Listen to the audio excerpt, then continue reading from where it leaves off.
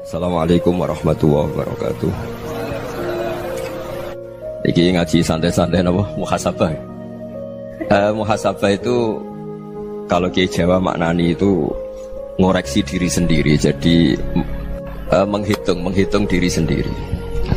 Ini pas bidang yang saya tekuni tadi karena Habib Ahmad yang minta kemarin sama Ibu siapa dari Indonesian Power itu. Ibu Lia, saya turutin sekaligus saya sambil belajar terus tentang muhasabah. Dalam konteks Indonesia, muhasabah itu sudah jadi perilaku ya. Karena dulu orang tua saya, guru-guru saya kalau ngandani itu, bayangkan kalau kamu jadi dia. Jadi misalnya kita mentang-mentang atasan, otoriter sama bawahan. Bayangkan kalau kamu jadi yang bawahan itu kayak apa? Laukun tamakanah, kalau orang Arab bilang, bayangkan kalau kamu di posisi dia. Makanya guyonannya orang-orang Indonesia itu kan orang ngaramkan judi gitu, bareng dikasih tahu. Tapi yang menang anak jenengan, alhamdulillah. Ternyata ngaramkan itu karena ada anaknya. Kalau anaknya yang menang ya seneng. Meskipun itu guyonan, tapi saya punya padanan itu dalam kitab Hikam. Nabi Ibrahim itu Khalilur Rahman, tentu bencinya minta ampun sama yang namanya maksiat.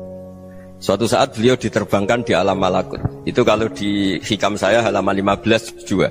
Saya masih ingat betul. Mungkin kalau Anda beda halaman karena beda cetakan. Setelah diterbangkan di alam malakut, diperlihatkan sama Allah. Ada orang pezina, ada orang syaribul khomri, ada orang mabuk, ada orang macam-macam. Allah tanya sama Nabi Ibrahim, bagaimana pendapat kamu Ibrahim tentang mereka yang maksiat? Kata Nabi Ibrahim, ya Allah, habisi saja mereka. Mereka hidup di bumi engkau, makan rezeki engkau, kemudian mereka tidak taat sama engkau. Singkat cerita, di fase itu, saya ulang lagi, di fase itu Allah nurutin sampai sekian peristiwa, mungkin 3 atau 4. Sudah setelah sekian tahun Nabi Ibrahim lupa peristiwa itu, kemudian beliau diminta menyembelih anaknya. Ini versi kitab Hikam. Memang versinya banyak tentang kenapa Nabi Ibrahim disuruh menyembelih anaknya. Ketika mau menyembelih anaknya, Nabi Ibrahim ragu. Huwa samratu fuadi, anak saya ini buah hati saya, kenapa engkau suruh menyembelih? Terus kata Allah, apa kamu tidak ingat ketika kamu saya angkat di alam malakut, kemudian kamu usul bunuh-bunuh, saya tidak mempertimbangkan usul Anda, tapi kenapa sekarang saya merintahkan kamu mikir? Gitu. Terus, ya karena ini anak saya ya Allah. Terus kata Allah, rumang samu wong bukan mata ini gak gawean kau sing gawe kowe enak wae usul mata ini. Sebenarnya saya yang bikin, kemudian Anda enak aja usul membunuh. Semenjak itu Nabi Ibrahim itu di eranya itu asfaqun nas, orang paling sayang sama manusia. Karena kadang kita keras itu ya kebetulan tuh udah anak kita, ada keluarga kita. Cara orang Jawa itu kan gitu ya, kalau ada perempuan terus macak yang macam-macam pakai sepeda motor cowok, terus wah itu luput suwuk, semoga-moga gini. Tapi setelah dikasih tahu, niku ponakane jenengan, semoga-moga selamat. Jadi jangan-jangan kemarin Pak Ahlil Ma'asi itu kebetulan tuh tidak keluarga kita. Kalau keluarga kita yang pernah salah pada kita, semangat kita mintakan maaf. Jangan-jangan kita didikte hukum sosial gitu. Jadi orang yang salah, kebetulan tuh orang yang menservis kita. Atau keluarga kita, atau orang dekat kita. Jangan-jangan semangat kita mintakan ampun. Tapi kalau sama orang lain, kebetulan musuh kita semangatnya minta itu kena adab. Nah ini yang nggak boleh dalam Islam. Islam mengajarkan niru Rasulullah SAW, Nabi itu rahmatal lil alamin. Bahkan kemarin saya ngaji virtual sama beberapa habaib. Ada Habib Ali Al-Jufri dari Mesir, ya. Ada Habib Alwi dari Kuitang, ada Habib Nabil Al-Musawa. Dari sekian habaib itu saya masih ingat diantaranya yang didawuhkan rahmatan lil alamin itu ketika Nabi adzahu qaumuh, disakiti oleh kaumnya, dan itu mereka masih kafir semua. Itu mereka dapat doanya Nabi, Allah mahdi qaumi fa innahum la ya'lamun. Kayak apa baiknya Nabi, orang yang menyakiti, yang melukai, tapi Nabi masih berdoa, Allah mahdi qaumi fa innahum la ya'lamun. Sayyidina Umar dapat doanya Nabi itu yakhina kana kafiran, ketika masih kafir didoakan, Allahumma aizzal Islam bi Umar. Itu ketika masih kafir. Itu pelajaran bagi kita bahwa yang sedang tidak cocok pun itu berdapat doa kita. Ya doa supaya kondisi kita baik, hari tambah baik. Karena agama ini Saya berkali-kali bilang limangka nayarjuwa hawal yawmal akhir. Agama ini diperuntukkan bagi yang selalu punya harapan pada Allah Subhanahu wa Ta'ala. Saya cerita muhasabah ini tentang hubungan kita dengan Allah. Di Indonesia itu banyak orang fasik, banyak orang nakal. Ya di mana-mana orang nakal itu ya mayoritas, wa aksaruhum fasikun. Tapi berkahnya harapan. Mungkin saya kira nakal sok benda, mungkin saya kira sholat sok ben sholat, mungkin sekarang belum sakhok, belum dermawan, suatu saat dermawan. Barokahnya itu kefasikan ini dianggap sementara. Sedang fasik, sedang tidak benar. Karena kiai-kiai kita, para guru-guru kita, para habaib utamanya itu mesti bilang semoga husnul khotimah.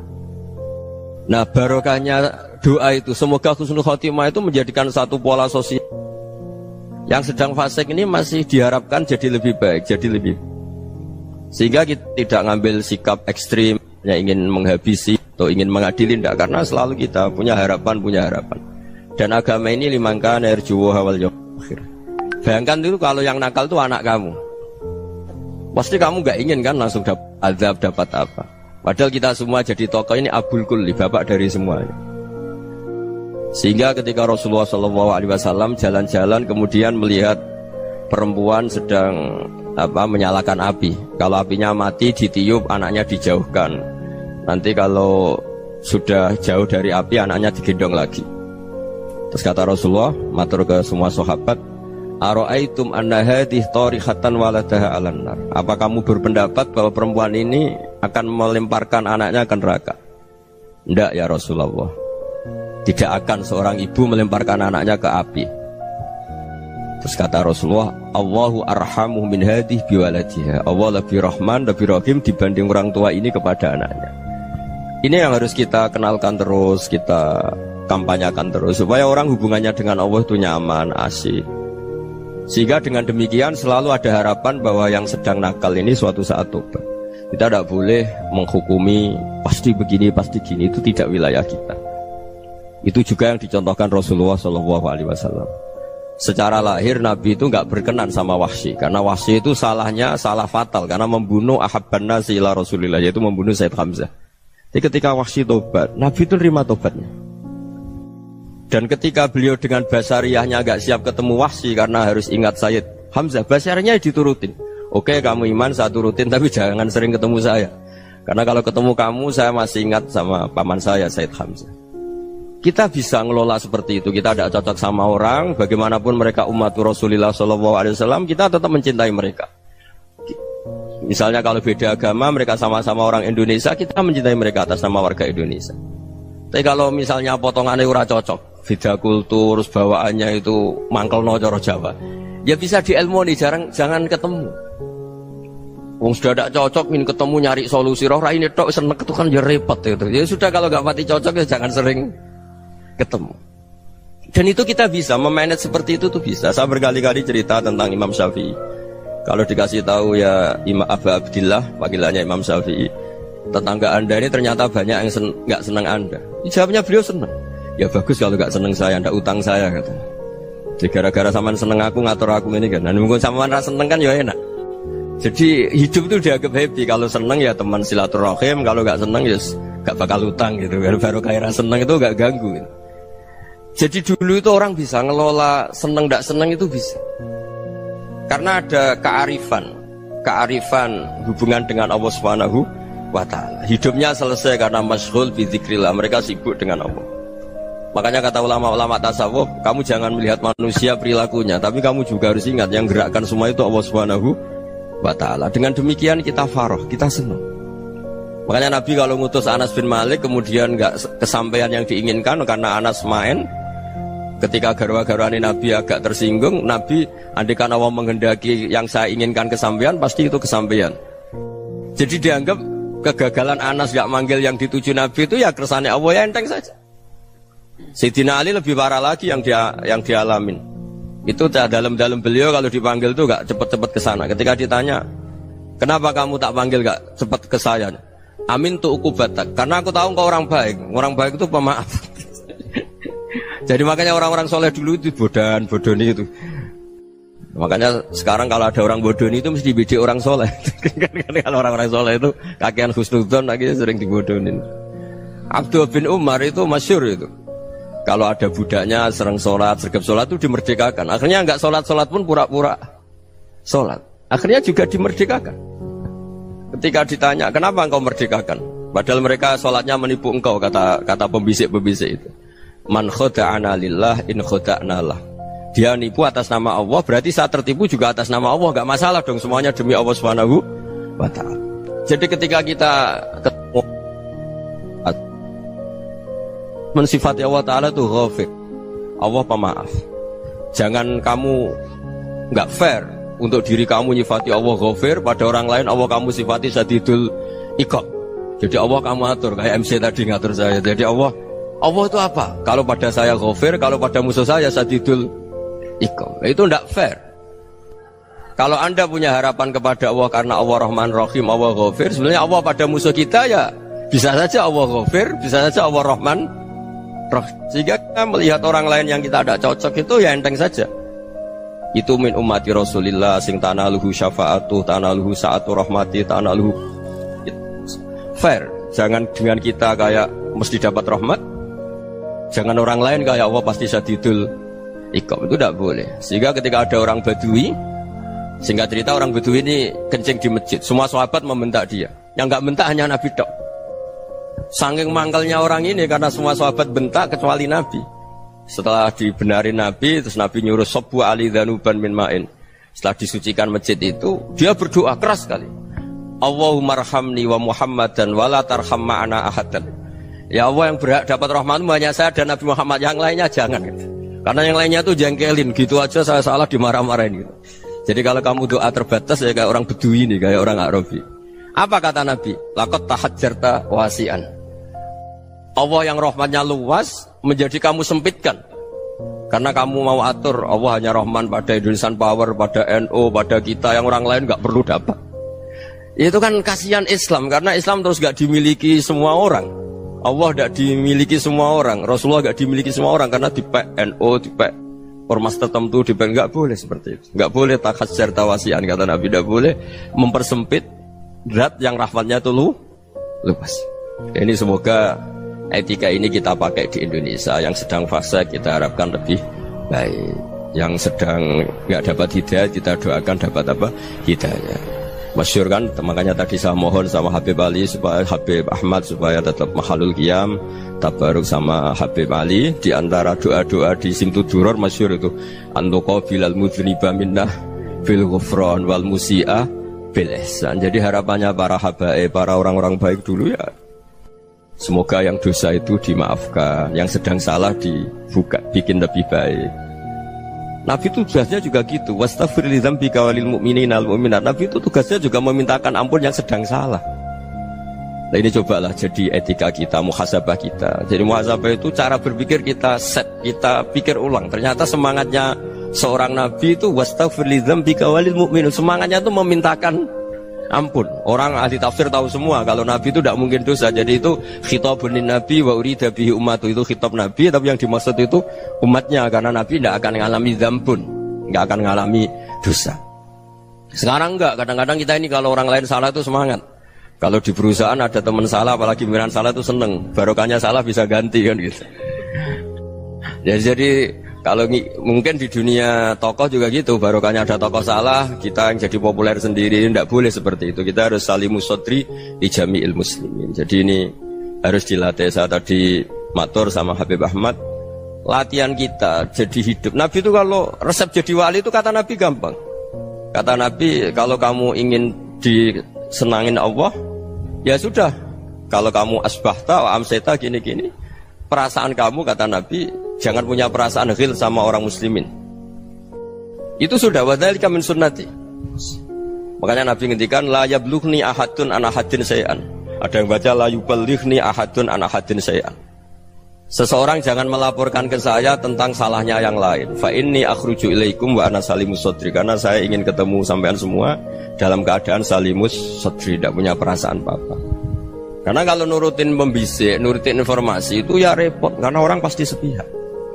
Ada kiai yang top datang ke kampung-kampung ning desa-desa, kata yang seneng itu punya akhlak. Wah itu bagus orang besar datang ke kampung-kampung. Kata yang nggak seneng, Oh itu jobnya kiai kecil kok diambil, itu kan ya kasihan itu kan sudut pandang. Makanya saya sering bilang akal kita ini cukup untuk mentasdik Rasulullah Shallallahu Alaihi Wasallam. Meskipun perasaan kita kadang orang Jawa itu beda. Saya berkali-kali bilang sama peneliti dari Jogja, kenapa sih Gus para nabi itu kok poligami istrinya banyak? Nabi Dawud katanya itu berapa? Nabi Sulaiman malah jumlahnya agak terbatas ini. Nabi Muhammad itu paling sedikit. Saya tanya gini, perempuan itu orang lemah, jadi kalau nolong orang satu gimana baik, kalau nolong orang dua ya lebih baik, ya sudah kira-kira seperti itu. Paling tidak akal kita masih tahu kalau orang baik itu kan mesti baik, nolong orang satu baik, nolong orang dua ya lebih baik, nolong orang tiga lebih baik. Tapi kalau kamu orang nggak baik, satu saja kamu terlantarin, kamu miskinkan, kamu ya tinggal diukur kan. Kalau orang baik nambah baik, tapi kalau orang buruk tambah buruk. Nah itu akal. Akal kita bisa menganalisis kenapa sih nikah itu ada yang poligami, ada yang enggak. Sudah ukur saja diri kamu. Misalnya kayak saya elek keriting, rabi terus, memperbanyak wong elek. Orang perilaku netok raine dadi elek kabeh. Gitu. Tapi nak kowe ku ganteng, alim, ganteng, sugih.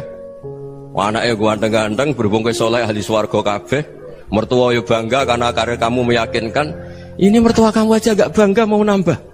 Ipar gak bangga, mertua gak bangga, desa kamu yang kamu wayai juga gak beda dengan Nabi ketika nikah Juwairiyah itu gak ada pernikahan sebarokah Nabi dengan Juwairiyah itu Azharu Rasulillah. Di situ habis perang banyak tawanan, gara-gara jadi besanya Nabi langsung dibebaskan semua karena Azharu Rasulillah. Sekarang besanya Kanjeng Nabi. Dulu Abu Sufyan memangkalnya bukan main sama Nabi, gara-gara putrinya dinikah terus langsung jadi.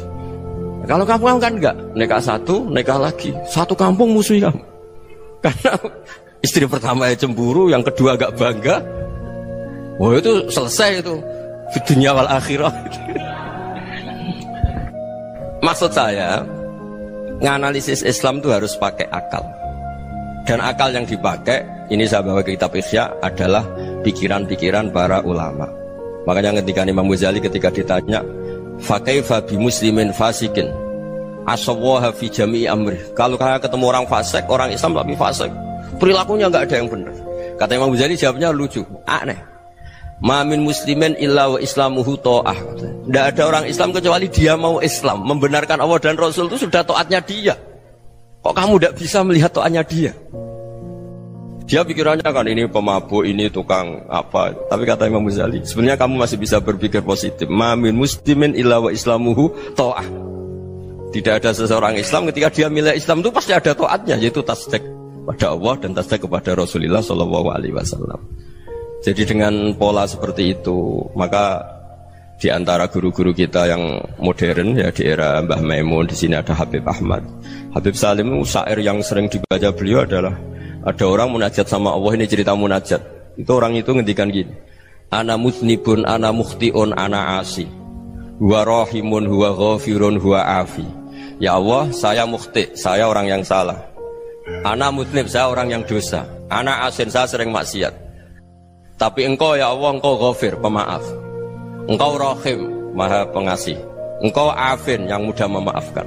Kata orang ini, ya agak kurang ajar, tapi saking senengnya sama Allah.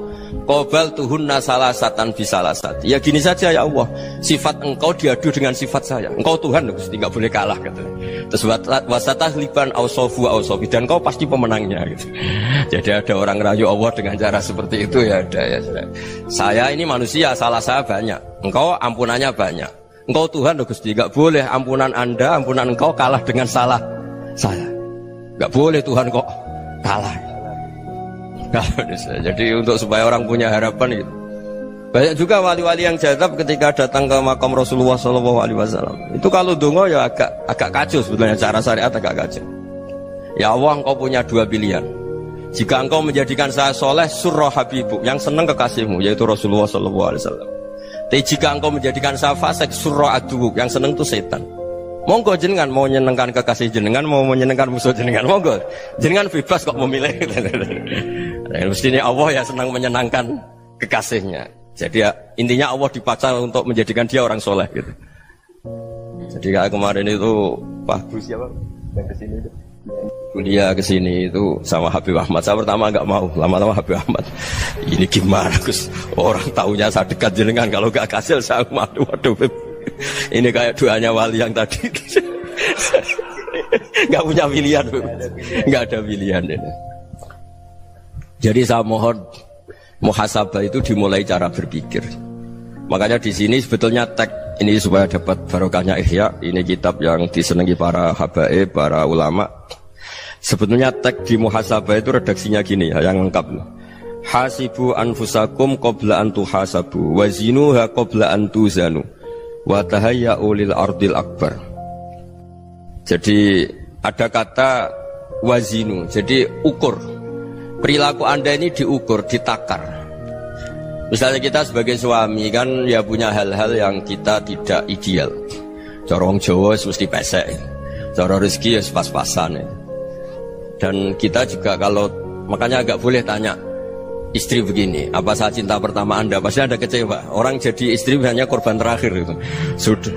Karena orang kalau ngelamar kemana-mana gak jadi, yang jadi istri itu pasti korban terakhir itu. Jarang istri pilihan pertama, jarang. Ayo semua yang nikah. Rata-rata itu pilihan Anda pertama Pak, dari sekian ditolak di mana-mana terus. Ya perempuan terakhir. Kamu juga korban terakhir. Itu wali-wali dulu kalau ngandani kita itu sederhana. Antal ini masyhur diceritakan Habib Zain bin Semit dalam kitab Al-Manhajus Sawi. Antalam tajid min nafsika kullama turid. Fa kaifa turidu min ghairika kullama turid.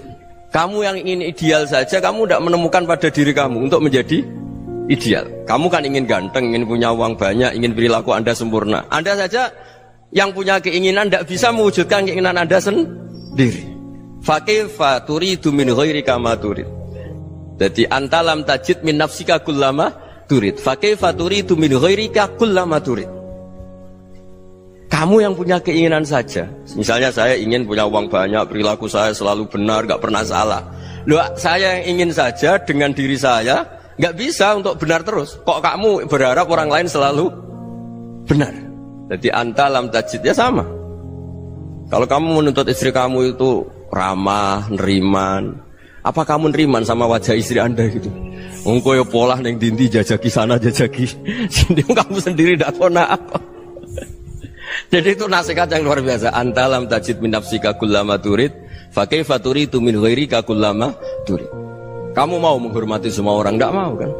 Kemudian Anda berharap semua orang menghormati kamu. Kamu ndak ingin kan orang lain semua menghujat kamu. Sementara kamu enak aja menghujat orang lain. Makanya Rasulullah SAW luar biasa ketika bikin kaidah sosial.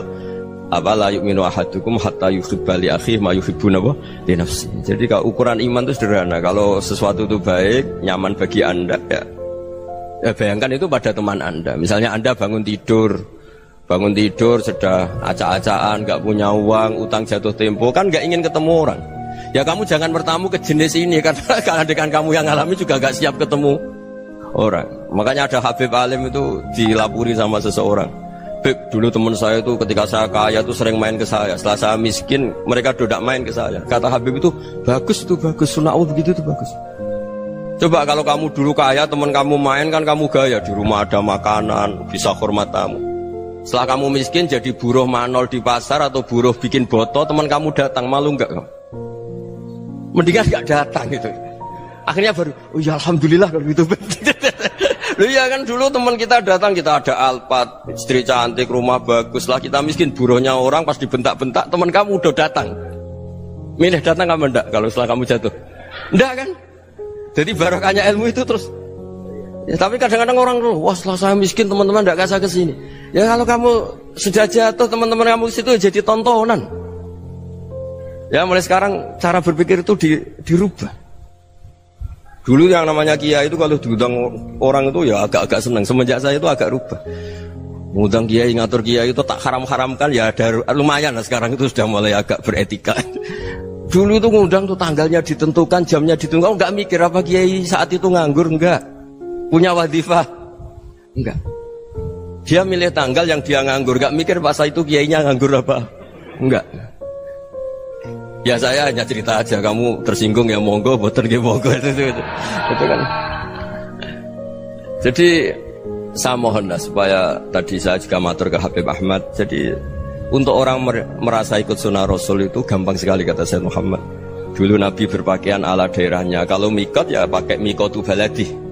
Karena Nabi orang Madinah dan beliau berdomisili di Madinah, ya misalnya mikotnya dari Bir Ali misalnya. Tapi kalau Anda orang kawasan Tanim mau umrah ya dari Tanim. Misalnya kawasan Jirona ya dari Jirona. Artinya apa? Kamu ngambil mikot karena Nabi mikot misalnya dari Bir Ali, bukan berarti kamu harus seperti Nabi di Bir Ali, kamu orang Mekah, misalnya kamu orang Tanim, orang dia harus dari mikotu apa? Baladi. Sama, makanya di fikih-fikih itu kalau tahnik anak, Nabi orang Arab, halawiyatnya kurma ya kurma. Kalau orang Jawa sedegan, semua podo-podo. Ya, podo-podo manis. Jadi ini tabaruk sama Sayyid Muhammad, ini ada murid beliau, Habib Ahmad, saya baca. Supaya orang itu merasa ikut Nabi itu gampang sekali. Ini saya baca ya di halaman, tadi disaksikan Habib Ahmad 433 di kitab, apa begini? Manhajus Salaf fi Fahmin Nusus. Itu kata Sayyid Muhammad, wa kanat sunnatu Rasulillah annahu yat'amu ma yajiduhu fi ardi wa yalbasu ma yajidu wa yarkabu ma yajidu mimma abahu Allah ta'ala. Faman istamala ma yajiduhu fi ardi fa huwa al-muttabi' lis-sunnah.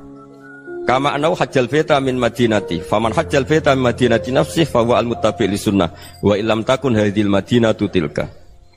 Jadi intinya misalnya Nabi dulu itu ngasih sedekah kepada fakir miskin ya pakai dinar, dirham. Ya kalau orang misalnya sedekah pakai rupiah ya sudah ikut sunnah Nabi. Jangan, lo Nabi pakai dinar loh, kamu kok pakai rupiah. Dulu dinarnya Nabi udah ada tulisannya Bank Indonesia, kamu kok ada tulisannya Bank. Ya udah ada seperti itu. Ya jadi misalnya Nabi sedekah pakai tamar atau pakai al-aqid, ya kita pakai beras, pakai apa. Supaya orang tuh bahwa Rasulullah itu milik kafatal linnas, milik semuanya. Sehingga merasa ikut sunnah Nabi itu ya semuanya. Makanya dulu Mbah Mun kalau motivasi saya supaya bombong, kalau orang Jawa bilang bombong. Wong Jawa mesti ono wong alim. Beliau menyontohkan Mas itu Mbah Fadol, Senori, Mbah Ihsan Jambes. Itu bisa ngarang-ngarang kitab luar biasa. Padahal beliau bukan orang Arab. Imam Sibawa itu orang Persia, Imam Ghazali orang Tus itu juga ikut Persia. Kata Mbah Mun, wong sing ora Arab lah mesti untuk jatah alim kata beliau. Karena Nabi itu diutus kafatal linnas. Nanti kalau orang yang alim itu Arab tok, berarti tidak ada perwakilan dari Afrika, dari Asia Tenggara, dari mana-mana. Makanya karena Nabi statusnya itu kafatal linnas. Jadi kita harus bangga sebagai Muslim, sebagai orang Indonesia. Karena misalnya Wali Kutub dulu terkenalnya hanya ada di Yaman, di mana. Ternyata pernah ada juga di Indonesia dan seperti Habib Abu Bakar Segaf Gresik. Jadi ya artinya kan tetap orang Indonesia meskipun beliau zuriyah Rasul kan ya sudah orang apa? Orang Indonesia. Zuriyahnya Habib Ali Simtuduror sekarang di Solo. Jadi Indonesia juga dapat alawin banyak, dari Sadatin al-Alawin juga banyak. Jadi saya mohon barokahnya ngaji seperti ini. Melihat orang lain tuh gampang, bayangkan tuh kalau anak kamu. Makanya Nabi nanti kalau nggak percaya lihat di Hikam nomor 15 di kitab saya itu. Di situ dijelaskan oleh Hikam, jangan-jangan semangat Anda pada orang yang maksiat, pada orang yang keliru supaya dihukum itu karena kebetulan itu udah anak Anda, itu udah keluarga Anda. Coba kalau itu keluarga Anda. Makanya kalau saya guyonan di Jogja itu ada pembantu mecahkan piring terus dimarahi majikannya, saya mesti guyon gitu. Pasti itu pembantunya tidak cantik. Kok bisa Gus? Andai kan cantik dan kamu senang mecahno piring satu, piring 1000 ra iso ngamuk kowe. Ternyata ngamuknya itu karena mecahkan piring apa karena plus tidak cantik? Coba jawab para lelaki ini. Kamu marah sama orang maksiat itu karena maksiat, karena plus itu udah anak Anda. Bayangkan kalau itu anak Anda. Itu hebatnya Rasulullah SAW. Karena kita yang salah pun kadung umatnya, Nabi tetap ngasih fasilitas syafaati li ahlil kabair min ummati. Kayak apa baiknya Nabi? Tidak ikut maksiat tapi ikut fasilitasi ngasih syafaat. Loh kalau li ahlil ibadah kan wajar. Nabi ketika ini syafaati li ahlil kabair min ummati. Ya karena tadi logika yang dibangun Rasulullah itu logika yang luar biasa. Kita semangat orang lain kena hukuman itu karena kita tidak punya ra'fah, tidak punya rahmah. Coba kalau Rasulullah yang bil mu'minina ra'ufur Rahim. Semangatnya itu mendoakan supaya tobat, mendoakan diampuni. Dan itu juga yang diperintahkan oleh Allah Subhanahu wa taala, wastaghfir li dzambika walil mu'minina wal mu'minat. Ya semoga barokahnya ngaji ini, barokahnya Habib Ahmad, barokahnya Maulid Simtud Duror, barokahnya semua kitab Madaih, Tibak Barjanji semuanya, barokahnya Ikhya, barokahnya Said Muhammad, barokahnya guru kita semua, Mbah Maimun, bapak saya. Kita ini ngikuti manhaj, ya, ngikuti apa? Manhaj. Saya sering didhawuhi Mbah Mun, kenapa ihdinas siratal mustaqim bukan siratoka? Bukan jalan engkau ya Allah. Karena Allah itu enggak bisa kamu tiru. Allah itu tidak tidur, tidak makan, tidak kesel, tidak capek. Yang bisa ditiru itu siratal ladzina an'amta alaihim. Yang bisa ditiru manusia ya niru manusia. Karena Allah itu tidak bisa ditiru. Makanya ihdinas siratal mustaqim siratal ladzina. Dan niru siapa? Niru guru-guru kita. Termasuk niru cara pandang. Jadi misalnya ada orang awam di rumah itu hanya delok reng, delok tikus liwat, itu kan kayak nganggur. Ora tahajud malah mendelok reng. Melihatnya jangan gitu. Huwa tarokal ma'asiyah. Dia di rumahnya tidak dugem, tidak kemana-mana. Dia berarti malam itu tarkul ma'asi. Tidak nyopet, tidak garong, tidak ke tempat maksiat. Susahnya apa sih husnudzon? Jadi jangan lihat huwa tarkut tahajud, huwa tarokat tahajud, wa taroka qiyamul lail. Oke ya, namanya orang begitu ya tidak tahajud, tidak qiyamul lail. Tapi susahnya apa sih kamu bilang huwa tarokal ma'asiyah? Dia juga meninggalkan maksiat, dan tarkul maksiat itu ibadah. Supaya orang tuh gampang lah husnudzon sama orang muslim. Ini orang mukmin, orang yang luar biasa. Di mata Allah itu orang yang luar biasa. Kayak tadi Imam Ghazali, kalau saya ketemu orang muslim kemudian dia tidak pernah baik, gimana? Kata Imam Ghazali, ma min muslimin illa wa islamuhu ta'ah. Tidak ada orang Islam ketika dia mentasdihkan Allah dan Rasulullah, berarti dia juga punya taat. Ya ini latihan saja, sing iso nglakoni Habib Ahmad kula namung cerita mawon. Kula cerita secara akademik, saya punya kitab, saya baca, dan alhamdulillah kita paham barokahnya para guru, dan supaya terbiasalah. Sebaik-baiknya ibadah husnudzonni billah wa husnudzonni bil mu'min. Soal tidak cocok ya diilmoni tadi ya, namanya enggak cocok ya jangan sering ketemu. Seperti Rasulullah SAW, beliau karena sangat mencintai Said Hamzah, ketemu orang yang pernah begitu sama Said Hamzah ya beliau secara basyariah tidak siap. Tapi beliau secara cara bahasa sekarang, secara profesional, kalau beliau seorang nabi dan harus menerima tobatnya siapapun ya diterima. Saya meskipun dengan AB gak cocok karena dia begini-begini sama saya, tapi saya ingat dia sholat, dia baca sholawat, dia mencintai Rasulullah, ya kita hormat. Ya soal gak cocok ya di manage tadi ya, zuruhiban tasdidhuban. Kalau gak pati cocok ya jangan sering ketemu, bawaannya enak nanti. Jadi ya semuanya itu diilmoni lah.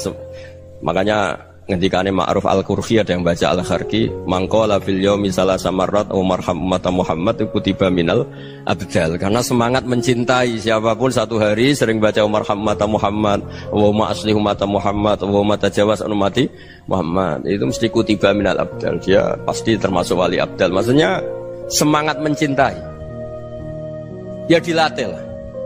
Misalnya Indonesia Power atau PLN, andai kan tidak ada PLN itu kayak apa? Orang nggak bisa ngaji, tidak bisa aktivitas. Ya barokahnya ada PLN, barokahnya jasanya. Kita sadar, tidak semua kebaikan kita ini memenuhi keinginan orang banyak. Gitu. Orang banyak ingin listrik, ingin saluran apa, dan itu kadang yang mewujudkan orang lain atau kelompok lain. Ya karena itu manfaat ke orang lain ya kita doakan. Karena khairun nas anfa'uhum linnas. Sehingga kita terbiasalah ngakui orang lain. Seperti semangatnya Rasulullah SAW, semuanya itu didoakan, semuanya diinginkan kebaikannya. Bahkan Nabi gak putus asa sampai di akhirat. Ketika Nabi lain sudah putus asa karena sudah akhirat, sampai dimintai syafaat semuanya bilang nafsi, nafsi. Karena merasa semuanya gak punya nyali di depan Allah. Karena ini sudah akhirat, sudah finish. Tapi apa Rasulullah? Analah. Ya udah, saya sanggup mensyafaati kalian. Terus kata Nabi, fa'atiyal arsya. Saya mendatangi aras fa'akhirru lahu sajidan, saya sujud wa ahmaduhu bima hamida 'allamaniha rabbi. Kemudian saya tetap muji Allah dengan pujian yang terus menerus. Padahal sudah di akhirat, sudah finish. Nabi dimintai syafaat masih sanggup karena Nabi tahu akhirat tidak bisa mendikte Allah, tidak bisa Allah terus bilang, "Ya Allah ini akhirat, engkau sudah tidak boleh mensyafaati." Tidak bisa. Allah tidak bisa diganggu akhirat. Allah tidak boleh dibatalkan rahmannya oleh akhirat. Allah tetap Rahman Rahim abadal abad. Dan Nabi tahu itu. Makanya kata para ulama, fa Muhammadun ahmadu min ghairihi. Jadi Nabi Muhammad namanya dua, yang terkenal. Sebenarnya banyak yang terkenal dua, Muhammad sama Ahmad. Ketika Nabi punya nyali memuji Allah di akhir akhirat atau sudah di akhirat itu fa Muhammadun ahmadu min ghairi. Ketika nabi lain sudah tidak punya nyali muji Allah karena sudah akhirat, Nabi Muhammad tetap berani muji Allah di saat seperti itu. Makanya ahmadu di situ kata ulama itu af'al tafdil, fa Muhammadun ahmadu min ghairi. Kanjeng Nabi lebih memuji Allah di saat yang nabi lain sudah tidak punya nyali untuk muji Allah di saat itu. Makanya kata Nabi fa akhiru lahu sajidan wa ahmaduhu bimahamida 'allamaniha rabbi. Akhirnya setelah lama gitu terus Allah ngendikan ya Muhammad irfa' ra'sak wasal tu'tah wasfa' tusyaffa. Sudah Muhammad, angkat kepala kamu minta apa saya turutin, dan kalau kamu ingin mensyafaati umatmu saya beri hak apa? Syafaat. Nah, semoga semangat itu juga menjadikan kita munajat bahwa rahmat Allah tidak terbatas, harapan juga tidak terbatas. Mungkin yang sedang nakal ya kita katakan sedang, jangan terus kamu pastikan wah ini mesti suul khotimah, mesti tidak orang baik. Tidak, agama ini liman kana yarjuha wal yaumal akhir.